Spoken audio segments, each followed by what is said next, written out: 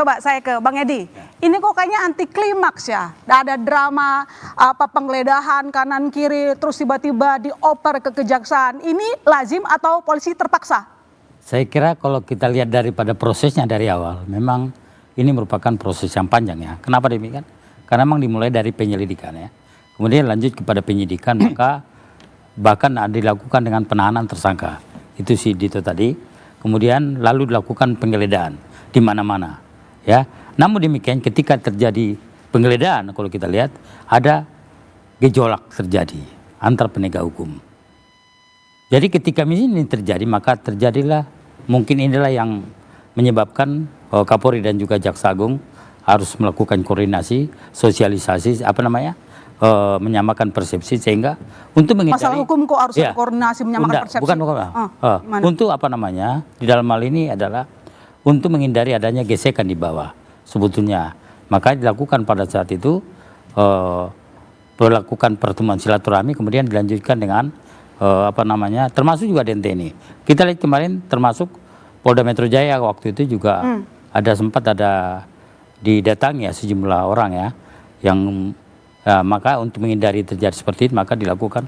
Saya kira artinya polisi terpaksa menyerahkan kasusnya ke kejaksaan. Saya kira ini untuk untuk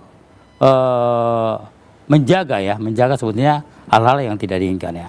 Upaya menjaga hal-hal yang tidak diinginkan untuk rakyat atau untuk siapa Mbak Bivitri? Nah itu dia, saya kira kan Pak Edi agak terbatas ya, harus diplomatis juga barangkali ya. Jadi izinkan saya agak menerangkan sedikit loh Pak. Jadi menurut saya bahwa misalnya tadi diceritakan sendiri bahwa ada sebagian anggota TNI yang datang ke Polda Metro Jaya.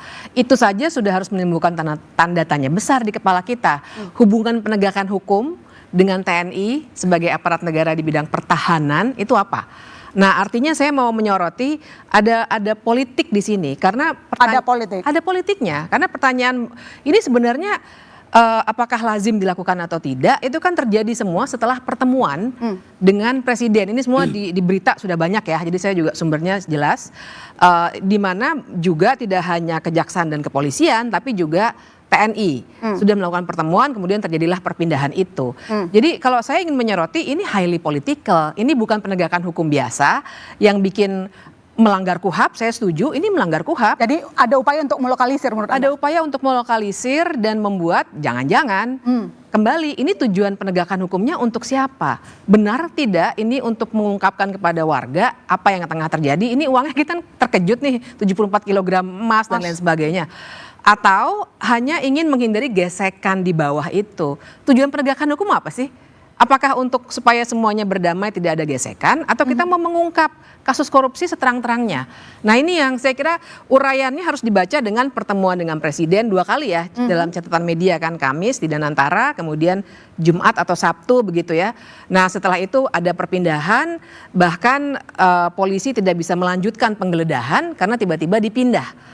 Kemudian barang buktinya harus diserahkan juga kepada kejaksaan.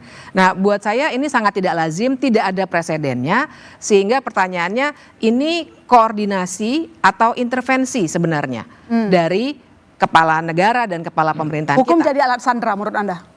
Saya sih melihatnya begitu, karena tahu-tahu ada TNI buat saya itu juga tanda tanya besar dong. Ini bukan penegakan hukum yang lazim. Oke, Pak Jasman, ketika kasus dalam penyidikan masih di tahap penyidikan, kemudian dioper dari kepolisian ke kejaksaan, Anda melihat ada keterpaksaan, ada penyanderaan di sana, ada upaya melokalisir? Tidak ada pemaksaan, namun tidak lazim, membingungkan apa yang dilakukan oleh para penegak hukum di sini. Dalam hal ini yang mengaku dirinya Jaksa Agung dan Kapolri telah membingungkan penegakan hukum di Indonesia. Nah ini harusnya Pak Prabowo ganti nih berdua ini. Harusnya sekarang segera dilakukan itu menurut Anda? Ini udah melompat nih. Membingungkan.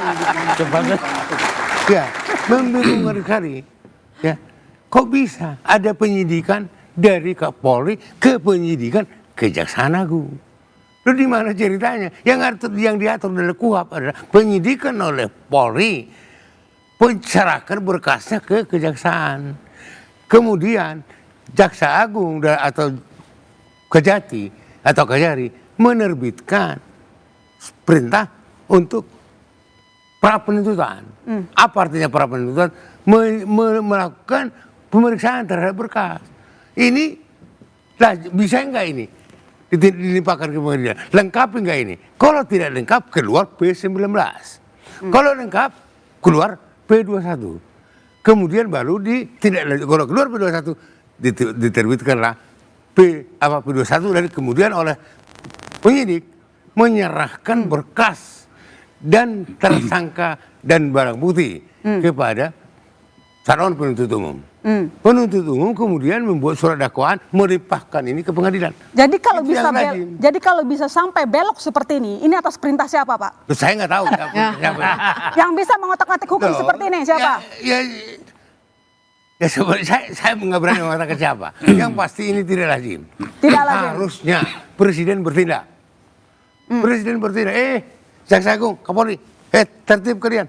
Harusnya begitu.